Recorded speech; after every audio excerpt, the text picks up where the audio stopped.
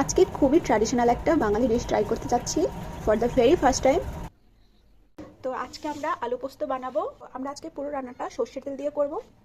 এখানে অনেকটা তেল দিয়েছি, আর ধোয়া ওঠা গরম তেলে আমি দিয়ে দেব কালো জিরে আর শুকনো লঙ্কা। এরপরই এখানে আলুটা অ্যাড করে দিচ্ছি। 4-5 মিনিট মতো আলুটা ভেজে অ্যাড করতে হবে পেঁয়াজ। আমি বেশ অনেকটাই পেঁয়াজ অ্যাড করছি যাতে টেস্টটা ভালো আসে। This is the very first time আমি আলু পোস্ত বানাচ্ছি, সো এটা কোনো প্রপার রেসিপি না, জাস্ট আমি ট্রাই করছি আর সেটাই তোমাদের সাথে শেয়ার করলাম। আলুটা আমি অলরেডি 8-9 মিনিট ধরে ভাজছি আর একটু সেদ্ধ হয়ে গেছে। সো এবার আমি পোস্তটা অ্যাড করব। আমি জানি না ঠিক কতটা পোস্ত দিতে হয়, আমি এতটা পরিমাণ অ্যাড করব। পোস্তটা বাটার সময় আমি পোস্তর সাথে 2টো কাঁচা লঙ্কা অ্যাড করেছিলাম।